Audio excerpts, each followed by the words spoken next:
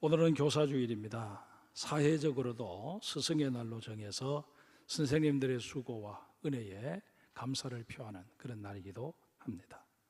따라서 오늘은 우리 자녀들에 대해서 교회가 교육의 사명을 어떻게 감당해내어야 할지 하나님의 말씀을 경청하고자 합니다. 2009년 뉴욕 프라미스 교회에서 세계 65개국의 사역자 350명이 모여 시작된 414 윈도우 운동에 대해서 여러분 들어보신 적이 있으실 것입니다. 4살부터 14살까지의 아이들을 신앙으로 양육해서 세상을 변혁시킬 주역으로 삼자 하는 운동입니다. 이 414 운동이 한국에 도입된 것은 설립 다음 해인 2010년이었습니다. 김상봉 목사님이 이끄셨던 변혁한국이라는 단체와 한국세계선교협의회가 414 윈도 글로벌 컨퍼런스를 할렐루야 교회에서 개최한 것이 그 시작이었습니다.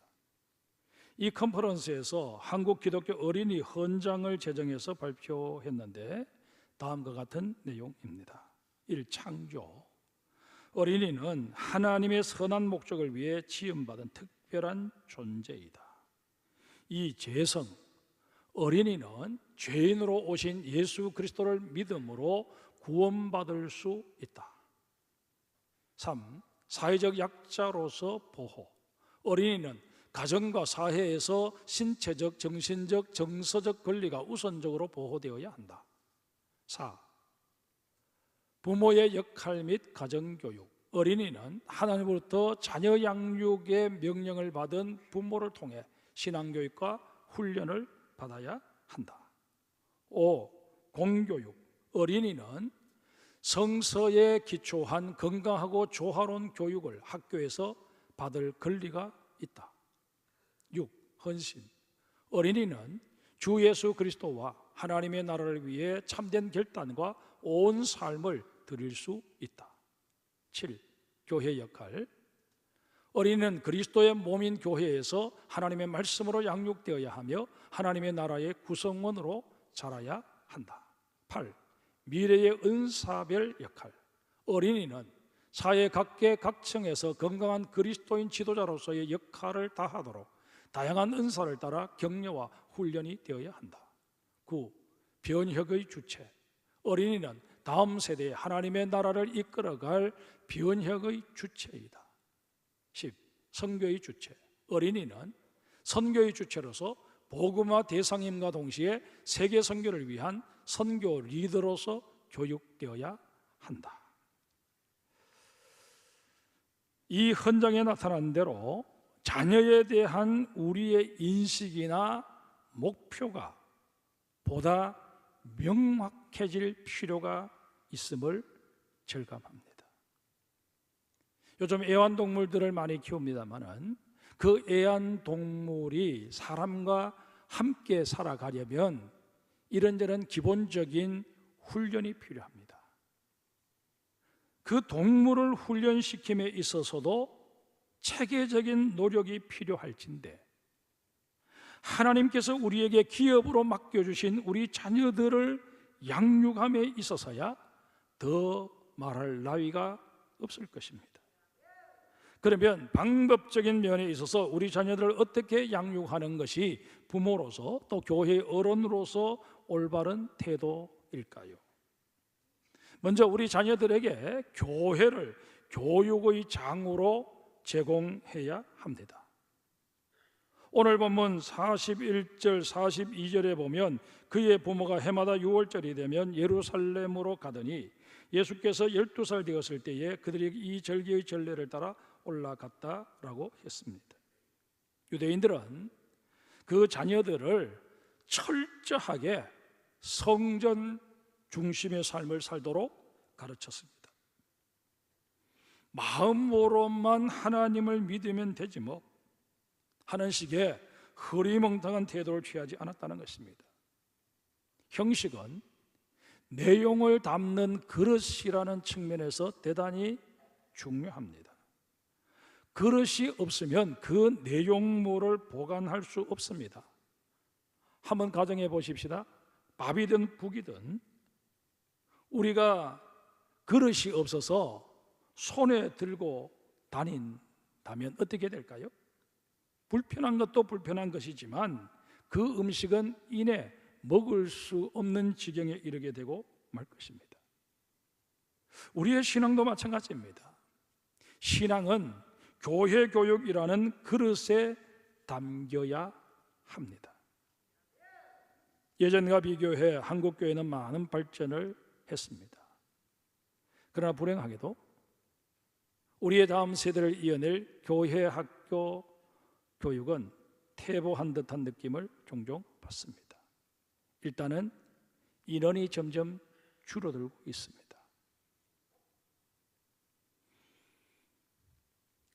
우리가 기독교 복음화율이 15%, 천주교까지 다 합치면 20% 그렇게 얘기를 합니다만은 지금 초등학교에서 교회를 다니는 아이들의 프로테이지가 4%라고 합니다. 아이들의 절대적인 수가 줄어든 것도 줄어든 것이겠지만 교회 교육이 아이들의 요구를 충족해 주지 못한 데서 이런 수적인 감소가 일어난 것이 아닐까 진단해 봅니다. 우리의 자녀들이 왜 교회 출석을 등한시한다고 여러분 생각하십니까? 답은 간단합니다. 아이들의 사고 속에 교회에 오는 일보다 더 재미있고 더 중요한 일이 많기 때문입니다. 왜 이렇게 되었을까요? 요즘 아이들이 너무 영악하고 계산이 빨라서 그럴까요? 그렇지 않습니다. 요즘 아이들 아무리 영악하다고 해도 아이는 여전히 아이일 뿐입니다. 이 말은 우리 아이들에게 어른인 우리들이 어떻게 환경을 만들어주고 어떻게 그 아이들을 인도하느냐에 따라서 그 아이들은 얼마든지 새로운 존재로 다듬어질 수 있는 여지가 있음을 의미하는 것입니다. 문제는 우리 부모, 우리 어른들의 관심입니다. 맹모 삼천지교라는 말을 잘 아실 것입니다. 맹자의 어머니가 아들의 교육을 위해서 3번이나 이사를 한 데서 유래한 말 아닙니까?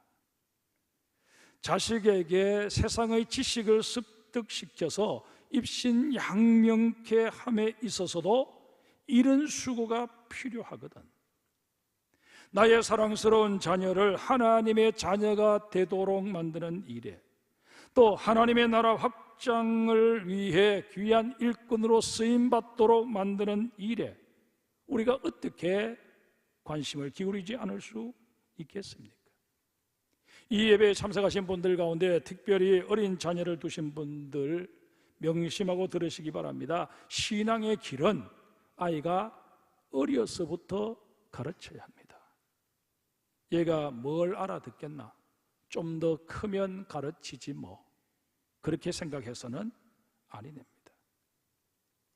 아이가 알아듣든 알아듣지 못하든 부모로서 아이에게 말씀을 들려주어야 합니다. 그 아이의 머리에 손을 얹고 축복 기도를 해야 합니다.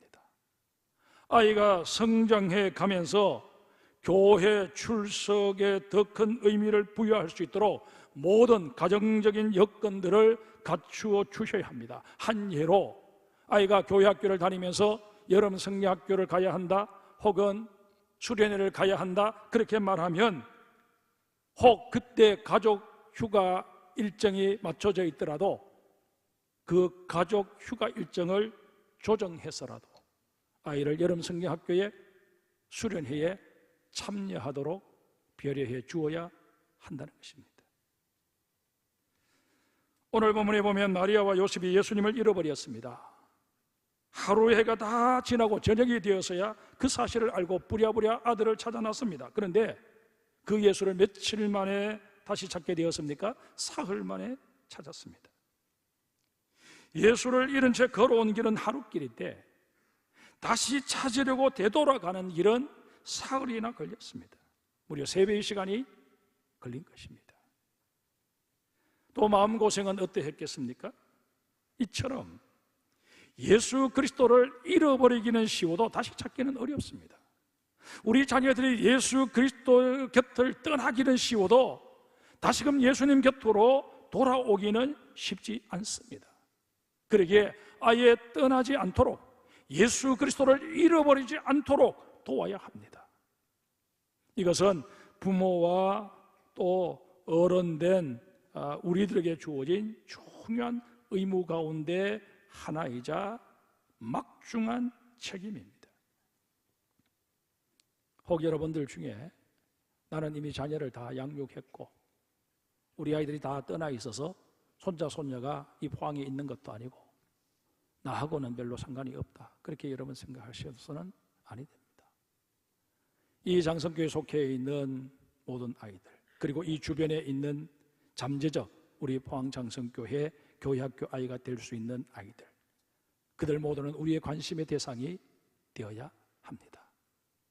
그들이 예수님을 만나고 복음 안에서 성장하며 정말 기독교적인 세계관을 가지고 이 땅을 섬기며 살아갈 수 있도록 만들어야 할 책임이 오늘 우리에게 있다는 사실을 명심하고 명심해야 할 것입니다. 요즘 우리의 자녀들이 집에 머무는 시간이 얼마입니까? 잠자는 시간을 빼고 깨어있는 시간만 따지면, 그리고 부모와 얼굴을 맞대고 이런저런 대화를 나눌 수 있는 시간을 따지면 불과 1시간도 안 되는 경우가 허다할 것입니다. 이런 상황에서 자녀들에게 어떤 신앙적인 영향력을 행사한다는 것 지극히 어려운 일임에 틀림이 없습니다. 상황이 이러할진데 이제는 교회가 더 적극적으로 나서야만 합니다. 지금 교회가 기존 시설을 이용해서 아이들의 방과 후를 책임지자는 운동이 전국 곳곳에서 일어나고 있습니다. 이에 발맞추어 우리 장성교회에서도 방과 후 돌봄 교실인 복스쿨을 준비하고 있습니다.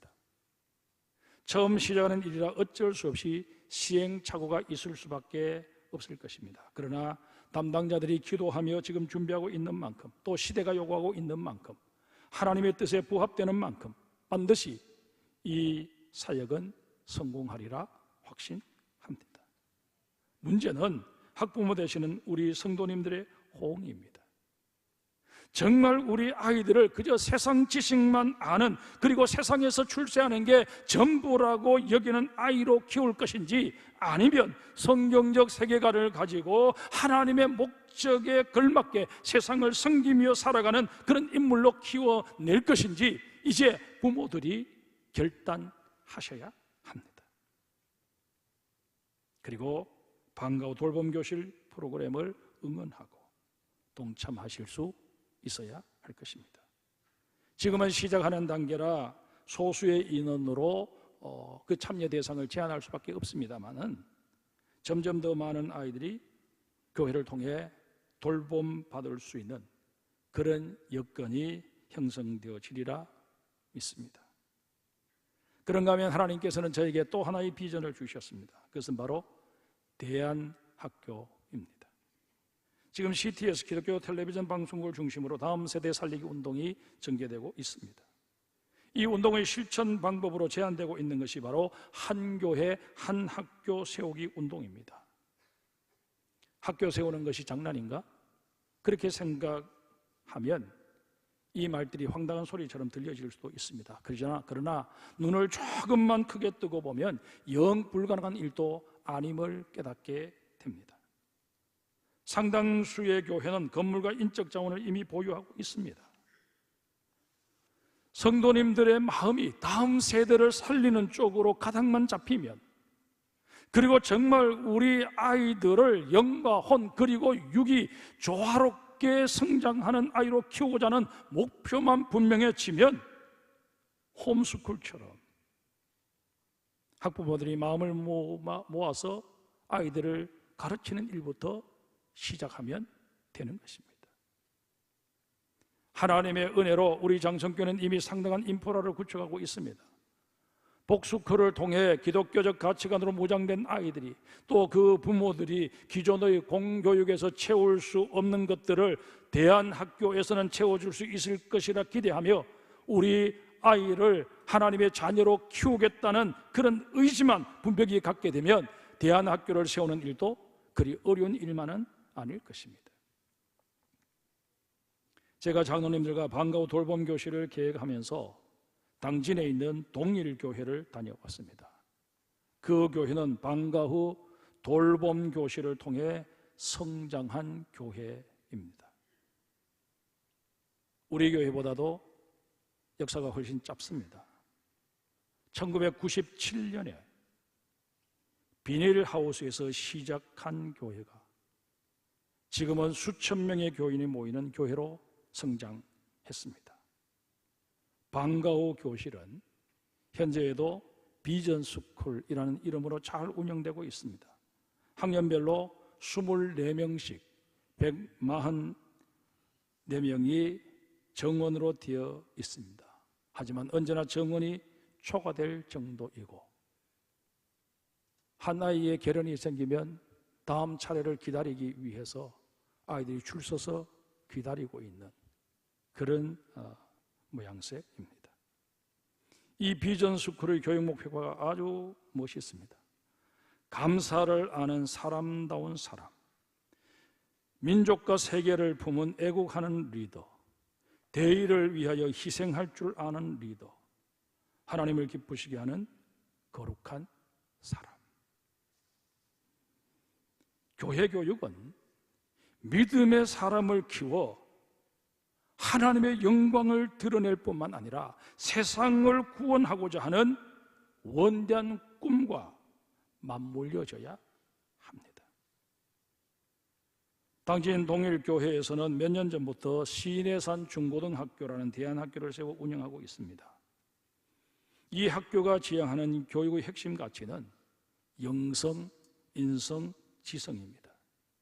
믿음이 좋은 사람, 인품이 훌륭한 사람, 실력이 뛰어난 사람을 길러서 나라와 민족 그리고 세계에 기여하도록 하겠다는 것이 교육 목표입니다.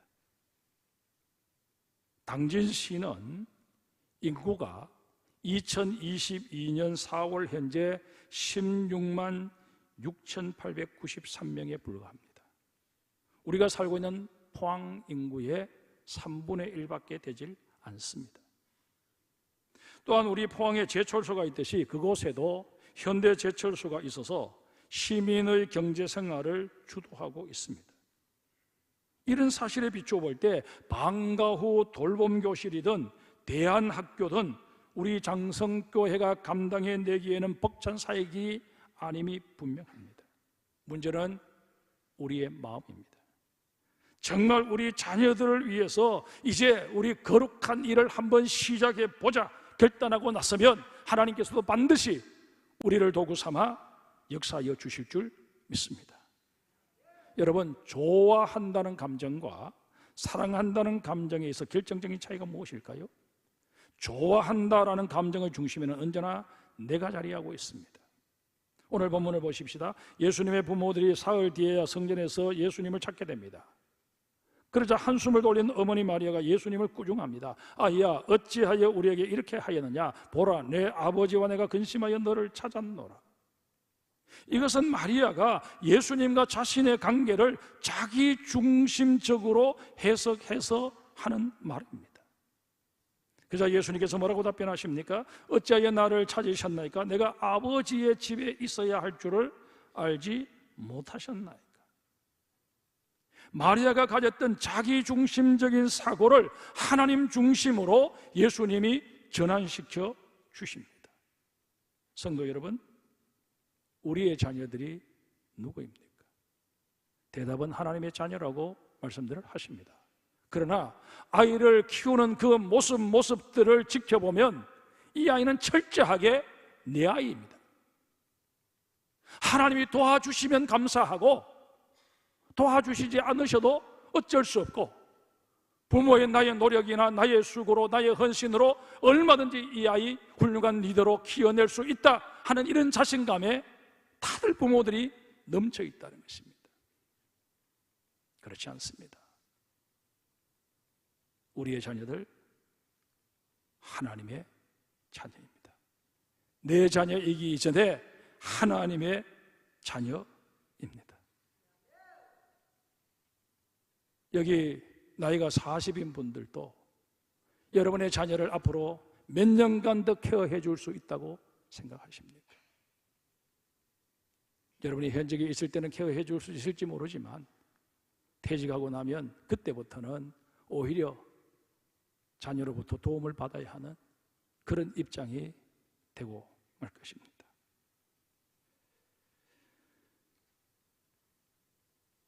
여러분, 우리의 아이들은 마땅히 하나님의 집에 있어야 합니다. 이 말은 아이들이 공부도 하지 않고 교회에 와서 살다시피 해야 한다는 그런 의미가 결코 아닙니다. 우리 자녀 중에 414 그룹에 속해 있는 아이들을 기준으로 말씀을 드리면 그 아이들은 현재 연령상 학업 중에 있거나 아니면 취학을 준비하고 있는 아이들입니다. 학업을 결코 소홀히 할 수 없습니다. 하지만 학업 성적만 우수하면 된다는 식의 사고를 해서도 아니 됩니다. 동일교회 신해산 중고등학교 사명문에 나타난 대로 신앙과 인격을 갖춘 민족의 지도자가 되어서 하나님께 영광을 돌리고 이웃에게 선한 영향력을 끼칠 수 있는 우리 자녀들이 될 수 있도록 우리는 양육하겠다는 그런 부모로서의 꿈을 가져야 하는 것입니다. 성도 여러분, 여러분의 자녀들이 어떤 아이로 성장하기를 기도하고 계십니까? 부모님의 말씀이라면 무조건 순종하는 말 잘 듣는 아이로 성장하기를 기도하고 있습니까? 아니면 공부 잘하는 아이, 자기 일은 다 알아서 하는, 그래서 잔소리할 필요가 없는 그런 모범생이 되어주기를 기도하고 계십니까? 우리 아이가 이 정도만 되어도 대견스럽겠지요.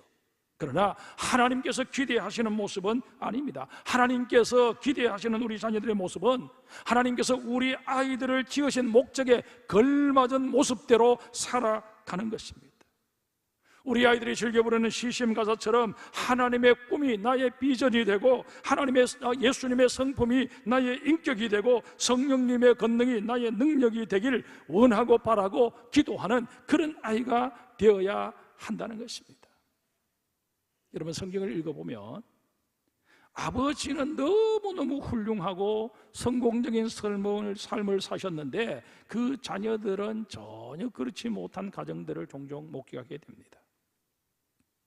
그 대표적인 예로 사무엘을 들 수 있습니다. 성경에 소개된 사무엘은 위대한 사사요, 선지자요, 제사장이었습니다.